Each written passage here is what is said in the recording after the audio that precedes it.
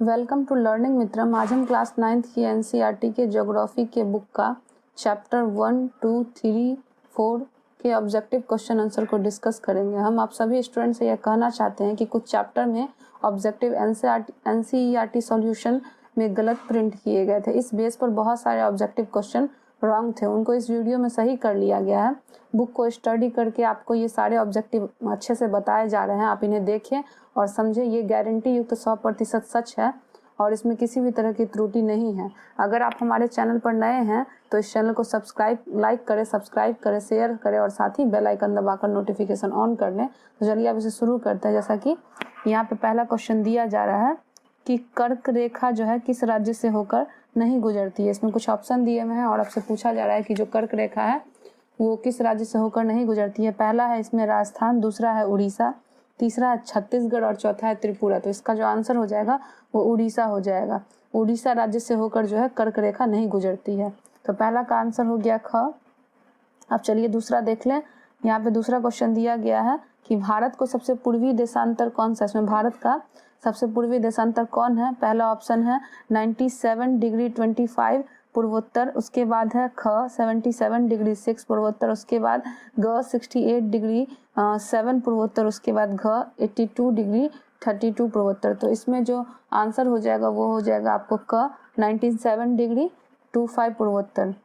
आप चलिए तीसरे क्वेश्चन की ओर बढ़े। यहाँ पे लिखा गया है कि उत्तराखंड, उत्तर प्रदेश, बिहार, पश्चिम बंगाल और सिक्किम की सीमाएं किस देश को छूती है। मतलब उत्तराखंड, उत्तर प्रदेश, बिहार, पश्चिम बंगाल और सिक्किम की सीमाएं जो हैं वो किन देशों को छूती हैं। चीन को, भूटान को, नेपाल को या म्यांमार को। तो उत्तराखंड, उत्तर प्रदेश, बिहार, पश्चिम बंगाल और सिक्किम की जो सीमाएं हैं वो नेपाल को छूती है। तो इसका आंसर हो जाएगा ग, नेपाल। अब चलिए नेक्स्ट की ओर बढ़ते हैं, जिसमें चौथा क्वेश्चन है ग्रीष्म अवकाश में आप यदि करवती जाना चाहते हैं तो किस केंद्र शासित क्षेत्र में जाएंगे। इसमें लिखा हुआ है पहला है पुडुचेरी, दूसरा है लक्षद्वीप, तीसरा है अंडमान और निकोबार और चौथा है दीव और दीमुन। इसका आंसर हो जाएगा आपको ख, लक्षद्वीप। मतलब लक्षद्वीप में जो है आप अगर जाना चाहते हैं ग्रीष्म अवकाश में तो करवती जाना चाहते हैं तो आपको यह कहाँ मिलेगा, तो आपको लक्षद्वीप में मिलेगा। अब चलिए नेक्स्ट की ओर बढ़ें। यहाँ दिया हुआ है मेरे एक मित्र एक ऐसे देश के निवासी हैं जिस देश की सीमा भारत के साथ नहीं लगती है, आप बताइए कि वह कौन सा देश है। मतलब इस 4 ऑप्शन में ऐसा कौन सा देश है जिसकी सीमा भारत के साथ नहीं लगती है।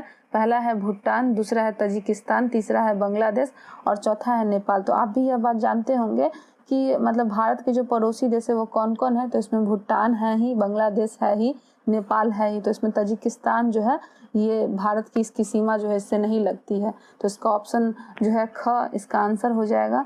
अब चलिए नेक्स्ट क्वेश्चन की ओर बढ़िए। आपको पहला चैप्टर का ऑब्जेक्टिव था, अब हम दूसरे चैप्टर की ओर बढ़ेंगे। भारत का भौगोलिक स्वरूप है, इसके ऑब्जेक्टिव क्वेश्चन को हम एक बार डिस्कस कर लेंगे और देखेंगे कि इसमें कौन कौन से क्वेश्चन हैं। चलिए तो अब इसे देखते हैं। पहला क्वेश्चन जो दिया गया है यहाँ, एक स्थलीय भाग जो तीनों ओर से समुद्र से घिरा हो इसे हम क्या कहते हैं। तो एक स्थलीय भाग जो तीनों ओर समुद्र से घिरा हो उसे हम पेनिनसुला बोलते हैं और हिंदी में क्या बोलते हैं, प्रायद्वीप बोलते हैं। इसका ऑप्शन हो जाएगा ख। अब चलिए दूसरे क्वेश्चन की ओर बढ़ें।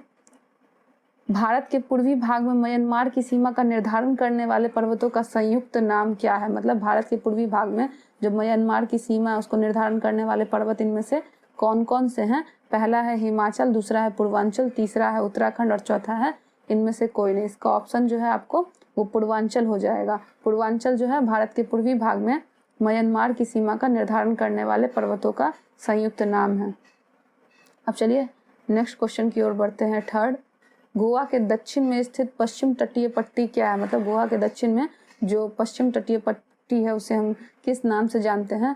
क है आपको कोरोमंडल, ख है कन्नड़, ग है कोकण और घ है उत्तरी सरकार। तो इसका जो आंसर हो जाएगा वो हो जाएगा कन्नड़। कन्नड़ जो है गोवा के दक्षिण में स्थित है पश्चिमी तटीय पट्टी के रूप में। अब चलिए नेक्स्ट क्वेश्चन की ओर बढ़ते हैं। पूर्वी घाट का सर्वोच्च शिखर इनमें से कौन है। मतलब पूर्वी घाट का जो सर्वोच्च शिखर है वो किस नाम से जाना जाता है। क अनाईमुडी, ख महेंद्रगिरी, ग कंचनजंगा या घ खासी। तो इसका जो ऑप्शन हो जाएगा वो ख महेंद्रगिरी हो जाएगा। चलिए दूसरा का ऑब्जेक्टिव अब समाप्त हुआ। अब हम तीसरे चैप्टर की ओर बढ़ेंगे जो कि अपवाह है। उसमें कुछ क्वेश्चन को देखते हैं और उसके ऑब्जेक्टिव को भी इसी तरह डिस्कस करेंगे जैसे हमने बाकी दो को किया है।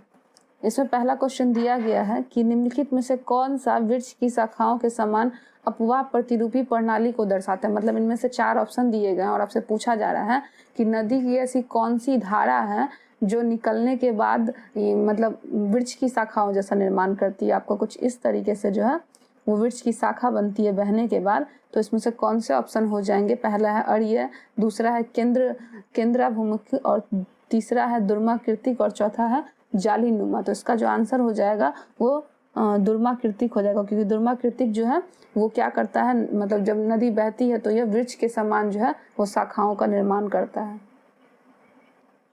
चलिए दूसरे क्वेश्चन की ओर बढ़ते हैं। वुलर झील निम्नलिखित में से किस राज्य में स्थित है? मतलब वुलर झील जो है वो कहाँ पाई जाती है? पहला है राजस्थान, दूसरा है पंजाब, तीसरा है उत्तर प्रदेश और चौथा है जम्मू कश्मीर। तो वुलर झील जो है वो जम्मू कश्मीर में पाई जाती है। अब चलिए नेक्स्ट क्वेश्चन की ओर बढ़ते हैं।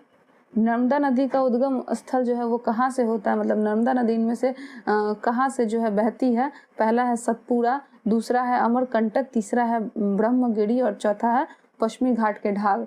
तो इसका जो आंसर हो जाएगा वो अमरकंटक है। नदी नर्मदा जो नदी है उसका उद्गम स्थल कहाँ है? तो अमरकंटक से यह जो नर्मदा नदी है वो बहती है। चौथे क्वेश्चन की ओर बढ़ेंगे। निम्नलिखित में से कौन लवणीय झील है? मतलब इसमें से कौन सा ऐसा झील है जिसका पानी जो है वो खारा है? पहला है सांभर, दूसरा है वूलर, तीसरा है डल और चौथा है गोविंद सागर। तो सांभर झील जो है इसका जल जो है वो लवणीय होता है, काफी ज्यादा नमकीन होता है।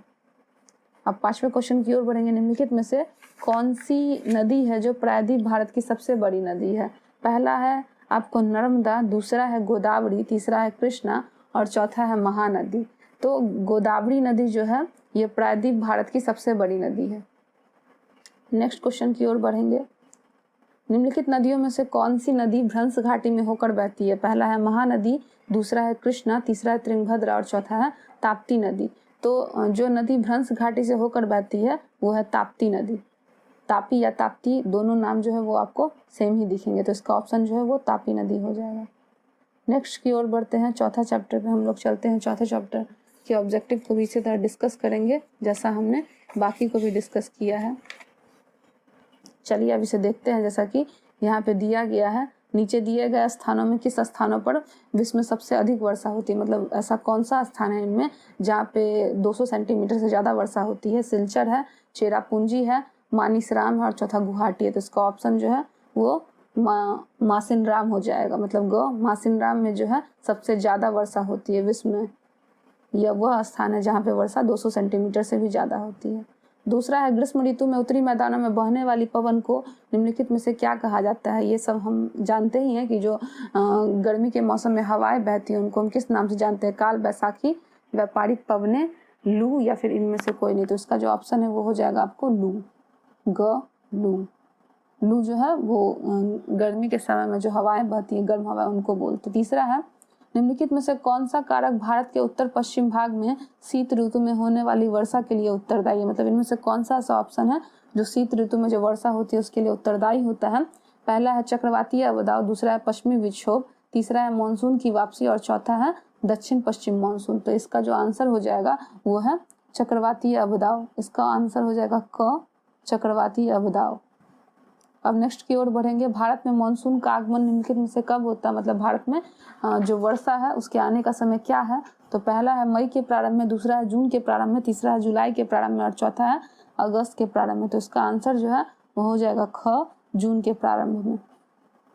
अब चलिए नेक्स्ट की ओर बढ़ते हैं। पांचवा क्वेश्चन और हमारा आखिरी क्वेश्चन। निम्नलिखित में से कौन सी भारत में शीत ऋतु की विशेषता है?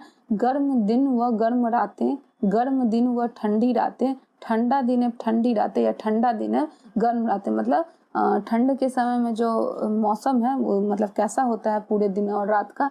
तो इसका ऑप्शन जो हो जाएगा वो ख हो जाएगा। दिन जो है वो थोड़ा गर्म होता है सूर्य के प्रकाश के कारण और रातें जो है वो अधिक ठंडी होती है, मतलब वो शीत ऋतु में। तो चलिए अब यह जो ऑब्जेक्टिव है ये आपका समाप्त हुआ।